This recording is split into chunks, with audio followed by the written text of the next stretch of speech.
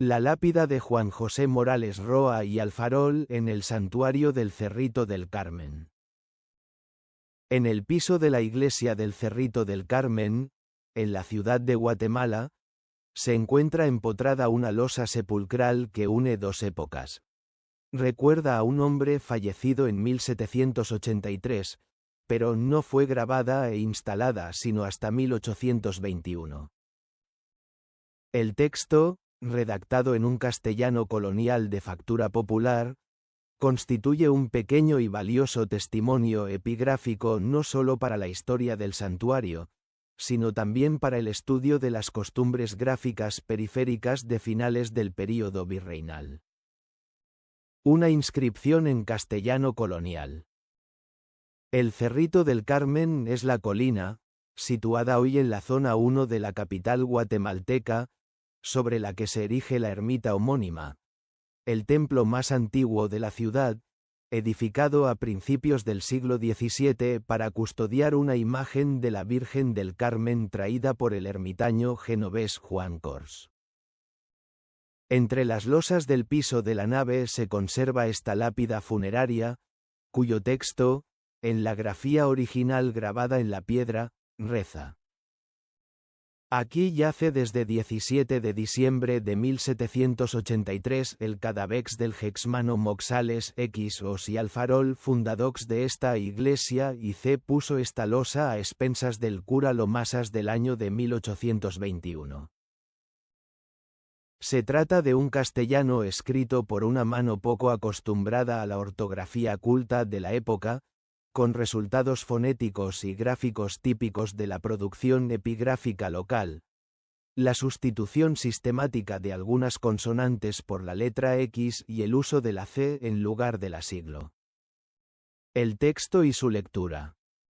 Restituida a la ortografía moderna, la epígrafe se lee: Aquí yace desde el 17 de diciembre de 1783 el cadáver del hermano Morales Roa y Alfarol, fundador de esta iglesia, y se puso esta losa a expensas del cura Lomasas del año de 1821. El apellido compuesto Roa y Alfarol, de difícil plasmación para el grabador, aparece deformado como Xos en el texto original. Del mismo modo, el nombre del sacerdote promotor, Enrique Loma Osorio, queda reducido en la inscripción al mero cura Lomasas, una síntesis popular del apellido Loma, y tal vez Osorio, que revela hasta qué punto la memoria oral local ya había abreviado y simplificado el nombre del religioso apenas unas décadas después de los hechos. ¿Quién era Morales Roa y Alfarol? El personaje conmemorado es Juan José Morales Roa y Alfarol, nacido el 7 de febrero de 1698 en Santa Catarina Pinula, cerca de la antigua Santiago de los Caballeros, de padres españoles, José Morales y Francisca Roa y Alfarol, propietarios de una importante hacienda ganadera. Tras quedar huérfano de padre a los 12 años y ser encomendado para su educación cristiana a Fray Juan de Quintanilla, heredó la responsabilidad de la hacienda y el cuidado de su madre, pero no quiso seguir la vida de hacendado. A los 20 años ingresó en la cofradía de Nuestra Señora del Carmen. A la muerte de su madre, en 1730, dejó su pueblo, cedió o confió la hacienda familiar a administradores y se trasladó definitivamente al santuario, del cual fue elegido mayordomo y custodio. Fue precisamente en ese año cuando maduró la convicción de que la ermita necesitaba una reconstrucción radical.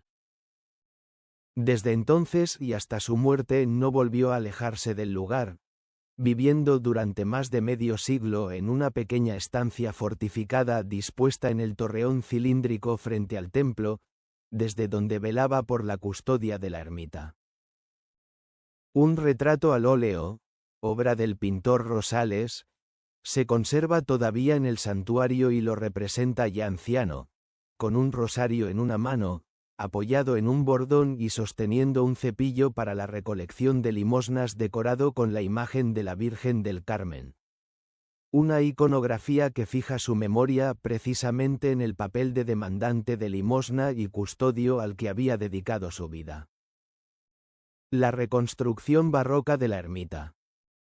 Tras un siglo de existencia, la estructura de madera de la primitiva ermita, erigida en 1613 y objeto de una primera intervención en 1620, se encontraba en condiciones precarias.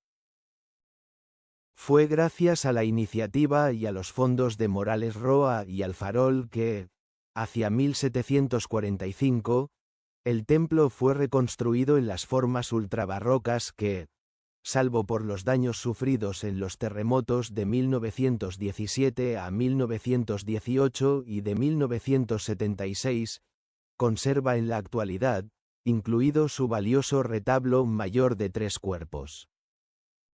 Es por esta intervención que la inscripción lo define como fundador de esta iglesia, no fundador en el sentido literal del culto, surgido más de un siglo antes, sino promotor y benefactor de la fábrica que otorgó al santuario su aspecto definitivo.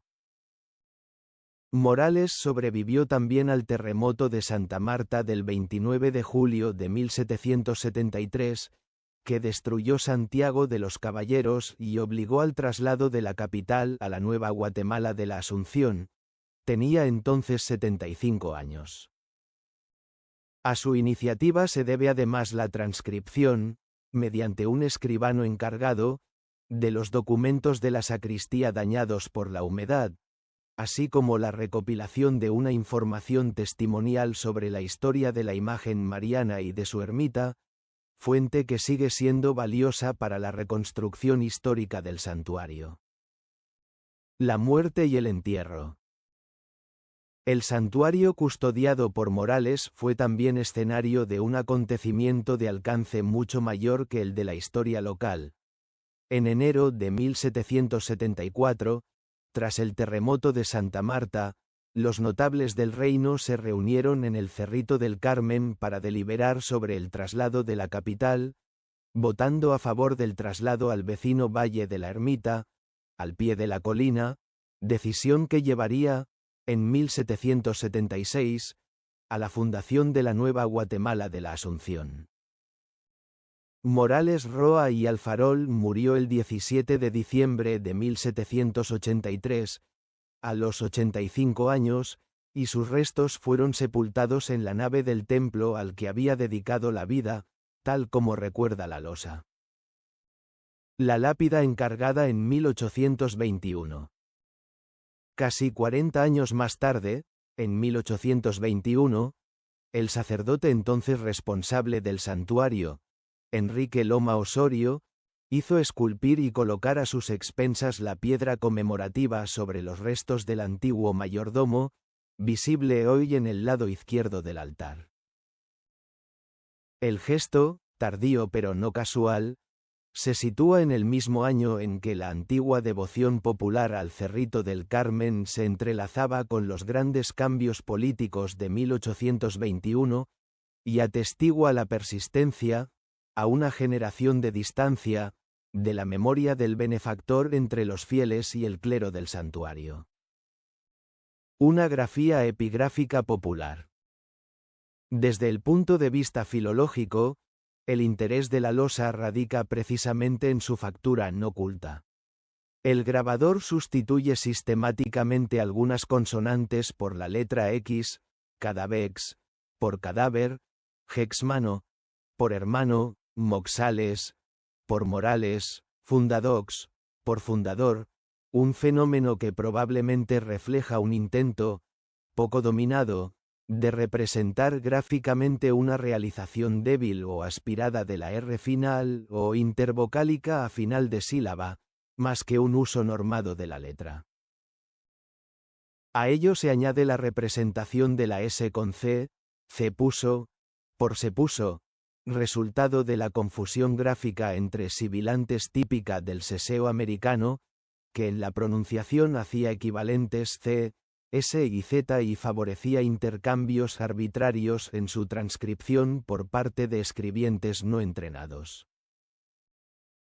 Estos rasgos, lejos de ser un caso aislado, son recurrentes en la producción epigráfica de factura artesanal y local del período virreinal tardío y de los primeros años de la independencia, cuando las lápidas conmemorativas destinadas a un público devoto eran esculpidas a menudo por picapedreros o artesanos sin formación notarial ni eclesiástica, distantes de la norma ortográfica culta practicada en los actos oficiales y documentos de Cancillería.